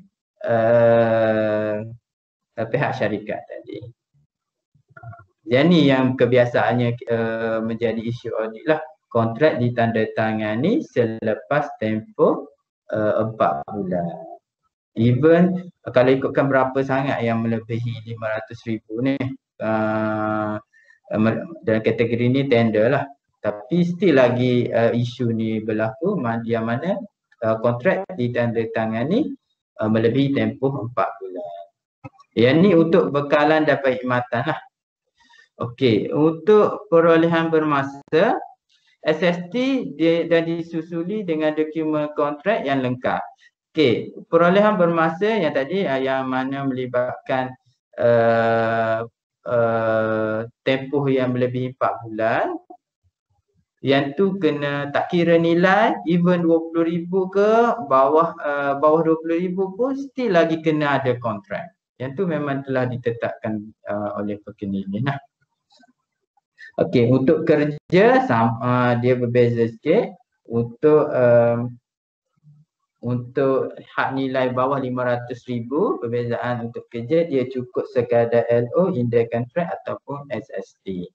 Tapi macam saya nyatakan tadi, sekiranya perolehan tu rumit dan kita memang rasa perlu kontrak, yang tu better ada kontrak lah walaupun nilai dia bawah 500,000.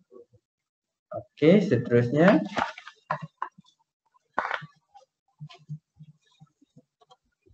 Okey, ni kuasa-kuasa menandatangani kontrak dan dokumen perolehan. Okey, selain daripada yang disenaraikan dalam jadual ni, jangan ada mana-mana pihak menandatangani kontrak ataupun dokumen perolehan bagi pihak universiti.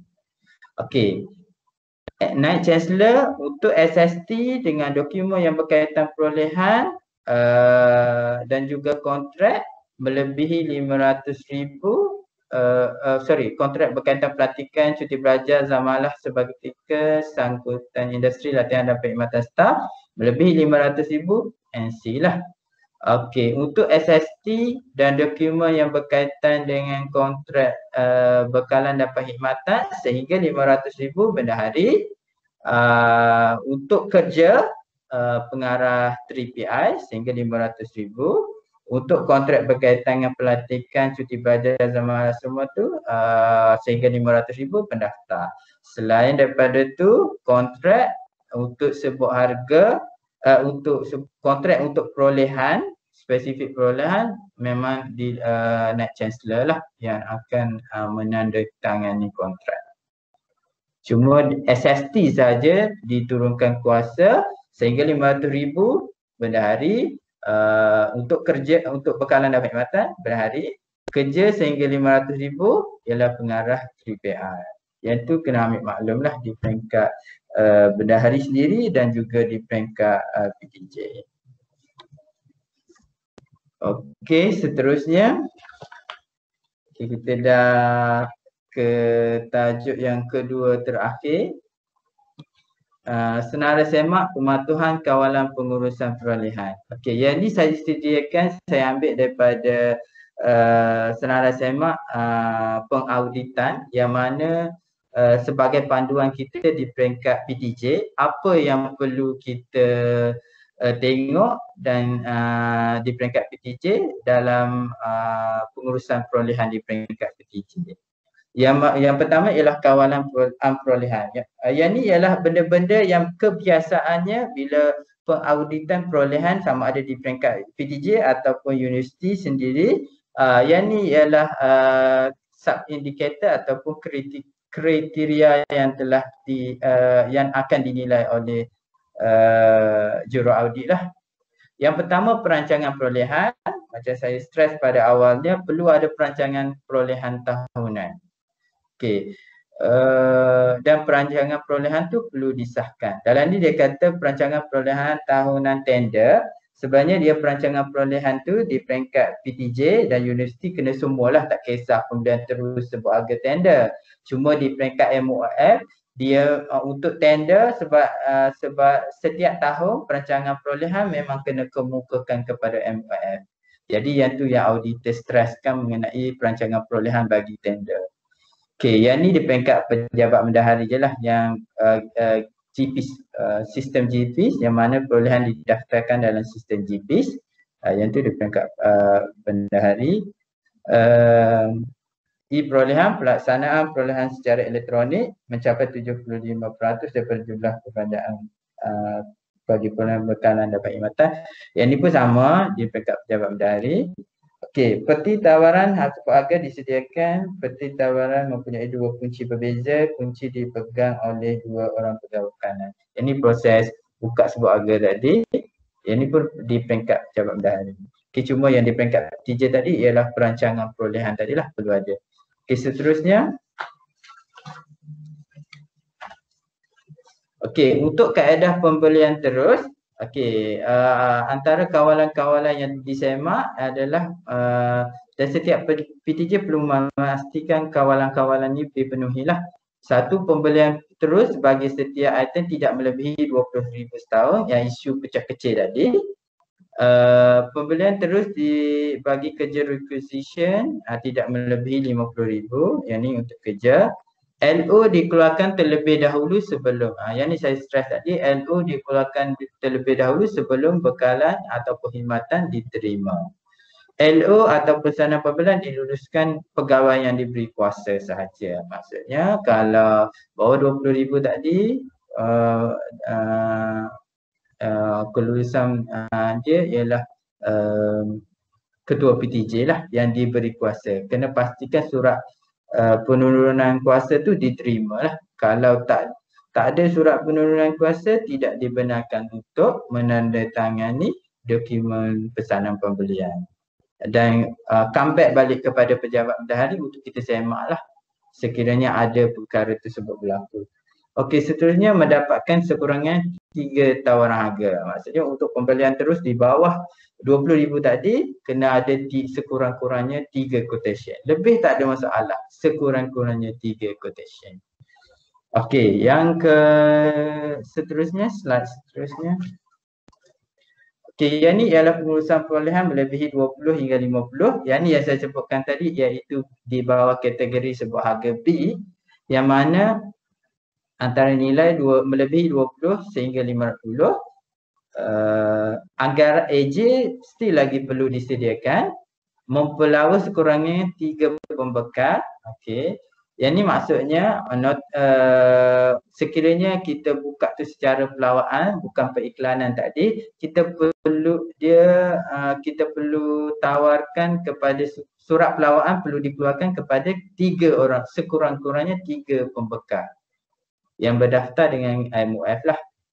Okey, jawatan kuasa penilaian sebut harga sama juga terdiri daripada 3 orang dan dilantik secara bertulis. Okey.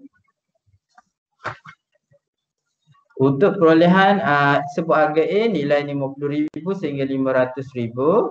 Yang ni kena pelawa sekurang-kurangnya 5 pembekal. Macam tadi B sekurang-kurangnya 3, untuk A sekurang-kurangnya 5.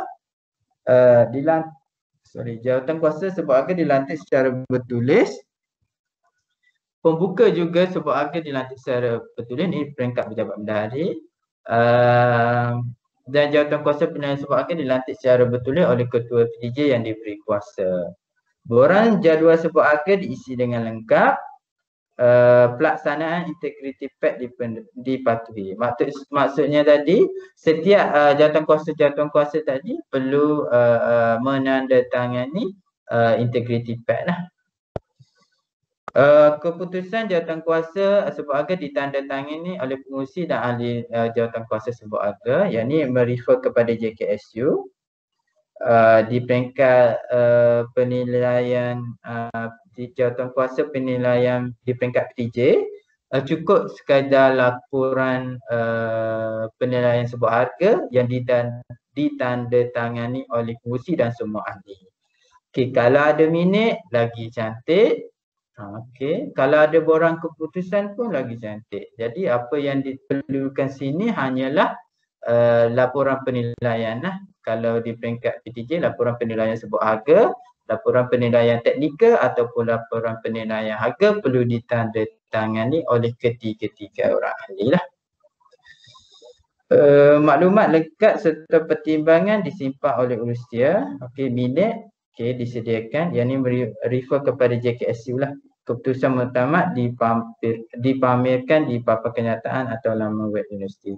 Dalam kes kita ni, kita paparkan di laman web universiti lah, dalam portal tender dan sebut harga. Okey, seterusnya tender. Okey, tender, jawatan kuasa tender, tender nilai 500,000 ke atas sehingga nilai 500,000 ke atas. Jawatan kuasa pembuka tender dilantik secara bertulis, daftar tender diisi dengan lengkap, pelaksanaan integrity pact, lembaga perolehan diwujudkan, perolehan yang nilainya 500,000 setahun dibuat secara tender. Okey, proses penilaian, pertimbangan dan keputusan adalah teratur. File minit disediakan, anggaran jabatan disediakan dan keputusan muktamad tender dipamerkan. Jadi sama je lah dengan sebut harga, cuma dia berbeza daripada segi hak nilai. Tapi kawalan-kawalan pematuhan pengurusan perolehan yang tu memang sama dengan sebut harga. Okey, seterusnya rundingan terus 2.5.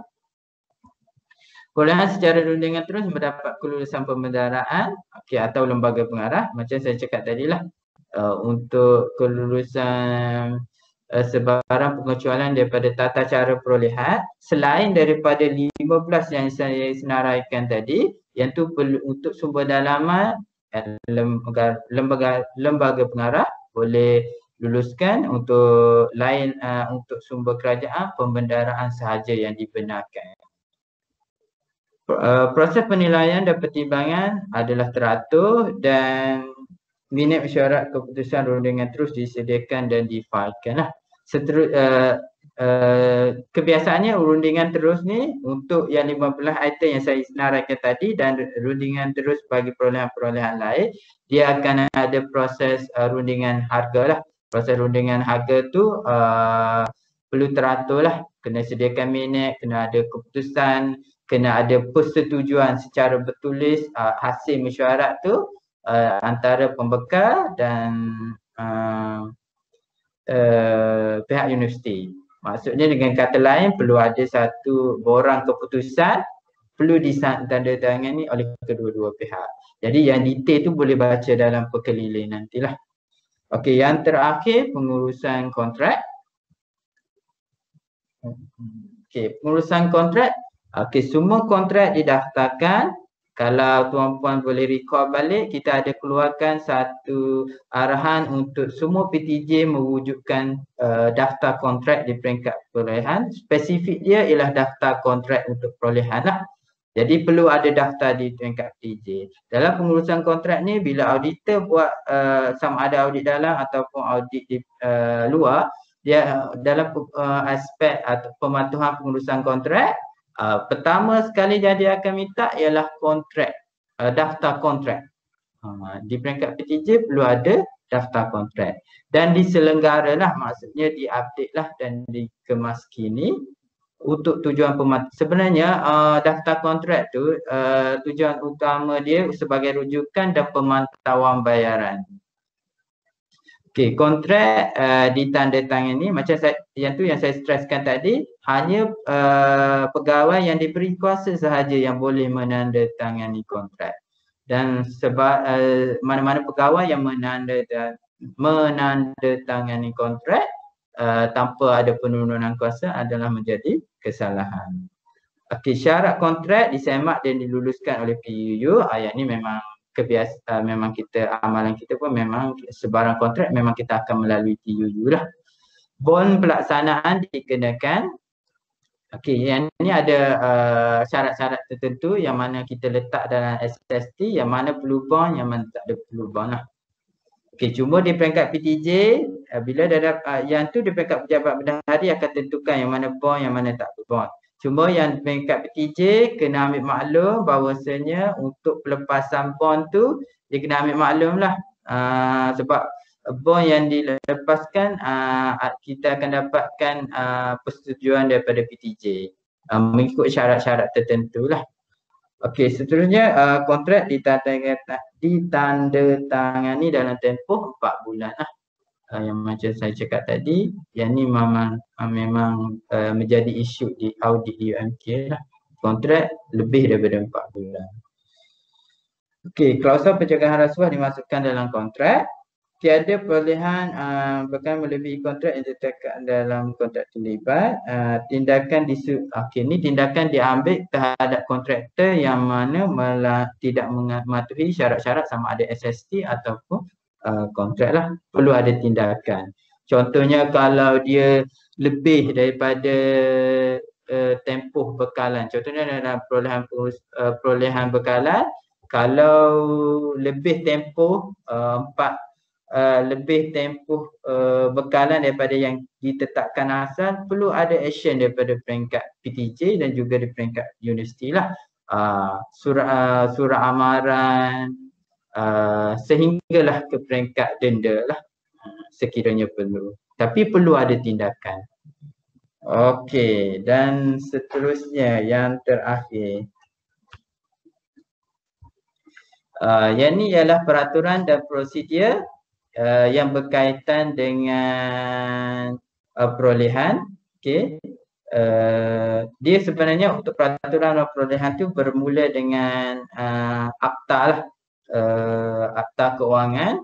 Jadi daripada akta tadi dia perincikan kepada arahan pembendaraan. Daripada arahan pembendaraan keluar pekeliling pembendaraan. Daripada pekeliling pembendaraan kita guna pakai ataupun kita guna pakai dengan pindaan. Jadilah kita di peringkat kita keluarkan pekeliling dan surat pekeliling bendahari serta peraturan keuangan universiti. Selain daripada itu, kita ada juga sebab kita kementerian pengawal kita ialah KPT. Jadi arahan surat pekeliling dan garis panduan dari KPT itu kita kena ambil kira lah dalam menetapkan peraturan perolehan di peringkat universiti. Dan untuk sebagaimana tuan-puan sedia maklum, untuk kerja ni dia punya perolehan ni yang master dia ialah JKR lah. Jadi garis panduan daripada JKR tu kita ambil kira jugalah dalam perolehan spesifik untuk perolehan kerja. Okey, kalau Cik Afendi boleh tekan dekat link arahan pembendaraan, saya boleh tunjuk yang ni ialah kalau tuan-puan yang tak biasa tengok arahan pembendaraan, Cik Afendi tekan dekat arahan pembendaraan MOF. Mungkin kena share window kot. Okey. Okey, yang ni ialah arahan pembendaraan dari sebagaimana link yang saya bagi tadi. Cik Afendi tekan dekat arahan pembendaraan selanjutnya. Ni ialah rupa arahan pembendaraan. Okey, bawah sikit. Okey. Lagi. Okey, bawah lagi. Okey ni. Okey, so untuk arahan pembendaraan ni untuk tata cara keuangan, untuk bab A dia tata cara keuangan, bab B bawah sikit. Okey, bab B tata cara perakaunan. Untuk tata cara perolehan di bab C. Sorry, bab B tadi. Bab C ialah aset dan kehilangan. Bab B bahagian 3 yang ni, tata cara perolehan bekalan, perkhidmatan dan kerja. Okey, yang ni ialah arahan pembendaraan. So apa-apa peraturan dan perolehan akan kita refer kepada arahan pembendaraan, salah satu peraturan dan dalam pengurusan perolehan. Okey, seterusnya Cik Afendi tekan dekat pekeliling pembendaraan. Dekat slide ada pekeliling pembendaraan. Tekan dekat link dekat slide. Okey. Yang ni ialah portal pekeliling pembendaraan MOF. Cuba ke bawah Cik Effendi. Okey, yang ni dia mencakupi semua bidang lah. Dalam kes kita ni ialah perolehan kerajaan. So tekan dekat perolehan kerajaan. Ada PK. Okey. Yang ni ke bawah, dia ada semua peraturan-peraturan yang ditetapkan oleh kementerian berkaitan dengan perolehan kerajaan. Dia ada punca kuasa, kaedah, perolehan perunding, pentadbiran kontrak. So yang tadi itulah, saya cakap memang banyak bab. Kalau kita nak sentuh dalam tempoh 2 jam ni rasa tak cukup lah untuk semua. Jadi saya ambil tadi 15 topik yang penting lah untuk kita menjalankan tugas-tugas pengurusan perolehan di peringkat PTJ. Dan untuk yang 15 perkara yang dikecualikan daripada tata cara perolehan, Cik Effendi boleh tekan pada nombor 7. Bawah sikit. Tu, yang ni. Jadi yang spesifik detail dia punya proses macam mana nak laksanakan perolehan di bawah item yang dikecualikan daripada tata cara perolehan boleh refer dekat sini. Dia ada 15 perkara. Yang 2 perkara tu ialah garis panduan lah, garis panduan dan juga tata cara untuk buat rundingan terus. Jadi dia dalam ni ada 17 lah, tapi item yang dikecualikan 15. Okey, seterusnya di peringkat universiti dia ada surat perkeliling bendahari. Boleh kalau tak nak tekan link tu boleh terus kepada pejabat bendahari punya laman web. Dekat information dia ada circular. Dekat sini ada semua peraturan-peraturan yang dikeluarkan oleh surat perkeliling yang dikeluarkan oleh pejabat bendahari. Untuk peraturan perolehan kebanyakannya kita update pada tahun 2020 lah. Kalau tuan-tuan boleh tengok kat sini.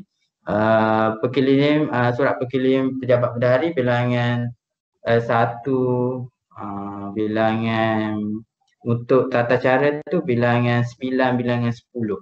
Jadi yang tu berkaitan dengan peraturan bilangan 9 tata cara perolehan universiti, bilangan 10 ialah tata cara pentadbiran kontrak. Okey, jadi tuan-puan boleh refer dekat sinilah. Jadi apa-apa untuk apa-apa maklumat ataupun peraturan berkaitan dengan perolehan boleh refer dekat surat 3 tadilah. Sama ada arahan pembendaraan, surat perkeliling pembendaraan dan juga surat perkeliling bendahari. Jadi tapi yang utamanya surat perkeliling bendahari lah, sebab kita ada kita guna pakai terus ada yang kita guna pakai dengan pindaan. Jadi yang lebih tepat ialah surat perkeliling pejabat bendahari lah. Untuk surat perkeliling dan garis panduan daripada KPT ni, contohnya garis panduan penyewaan bangunan. Yang tu dikeluarkan oleh KPT, yang tu kita guna pakai juga. Jadi yang tu salah satu contoh lah yang dikeluarkan oleh KPT. Kita sebagai kementerian pengawal kita kena ambil kira. Okey, ni ialah pegawai-pegawai yang terlibat di bawah unit perolehan, seksyen perolehan dan pengurusan aset. Okey, sebarang urusan perolehan di pejabat bendahari boleh berhubung dengan saya ataupun Encik Hazran, Puan Sakinah dan Encik Azim. Okey, ni pegawai-pegawai yang terlibat di pengurusan perolehan di peringkat perolehan dan pengurusan aset pejabat bendahari lah. Okey, saya rasa yang itulah yang setakat yang saya boleh kongsi pada pagi ini. Dan je 11.54, 6 minit lagi sebelum pukul 12. Jadi kalau ada apa-apa pertanyaan boleh suarakan di sini ataupun di ruangan chat, ataupun kalau tak berkesempatan pada sesi pagi ini boleh berhubung terus dengan saya ataupun pegawai-pegawai yang sebagaimana dipaparkan. Okey, ada apa-apa soalan? Okey, ada satu soalan berkaitan dengan AP58 dengan AP59. MP58. Apakah yang dimaksudkan dengan AP58? Okey, AP58 bermaksud perolehan pada pembelanjaan yang menggunakan peruntukan tahun semasa.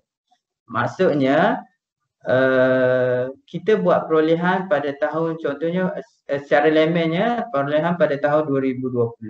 Tapi disebabkan oleh kita boleh cakap kegagalan lah di peringkat kita, kelemahan di peringkat kita menyebabkan pembelanjaan tersebut perlu menggunakan peruntukan pada tahun 2021. Katakanlah perolehan pada tahun 2020 tapi menggunakan disebabkan oleh kelemahan tertentu, kita guna pakai peruntukan tahun semasa 2021. Jadi yang tu kita dah follow semua. Kita dah follow semua proses perolehan sehingga peringkat kelulusan kita dah follow semua. Cumanya contohnya kita tak sempat nak buat LO. Sebab bila kita buat LO pada tahun 2020 dia akan hit terus bajet pada tahun semasa. Tapi disebabkan oleh kegagalan kita membuat LO pada tahun semasa, kita buat LO pada tahun pada tahun lepas, kita buat LO pada tahun 2021 tahun semasa. Yang tu merujuk kepada AP58 yang mana kelulusan untuk menggunakan peruntukan pada tahun semasa tu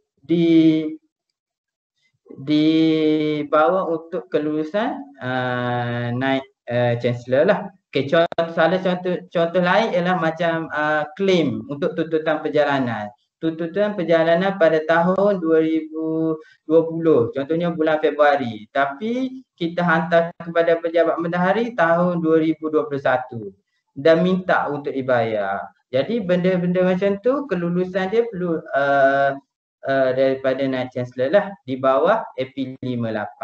AP59 pula tidak mengikut peraturan perolehan.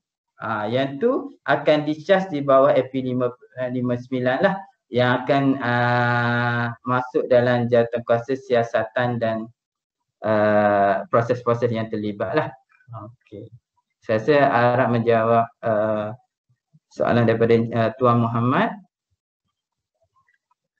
Okey, Puan Nolia, nanti Encik Afendi akan email kepada Tuan Puan slide. Okey, ada apa-apa soalan? Kalau tak ada apa-apa soalan, macam saya nyatakan tadi, kalau tak ada, boleh berhubung terus dengan saya lah. Sekiranya ada pertanyaan atau penjelasan di pihak Tuan Puan lah. Okay, sebelum saya serahkan kepada pihak Rusia, saya memohon maaf sekiranya ada kekurangan di pihak saya sepanjang saya menyampaikan khusus pengurusan perolehan pada pagi ini. Sesungguhnya kelemahan tu adalah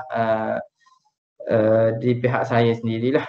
Okey, saya mohon maaf dan terima kasih kepada semua peserta yang menyertai khusus pada pagi ini dan saya serahkan kepada Encik Afendi. Terima kasih. Kami daripada pihak HRD ingin mengucapkan ribuan terima kasih kepada Encik Rozi sepanjang 2 jam kita bersama pada hari ini dan banyak info yang kita dapat pelajari hari ini. Dan slide pada hari ini kita akan email kepada peserta dan tuan-puan boleh menonton balik recording ini di dalam YouTube channel HRD. Sehingga ke hari ini, saat ini saya ingin ucapkan terima kasih dan kita berjumpa di lain sesi. Terima kasih. Okey, terima kasih. Assalamualaikum.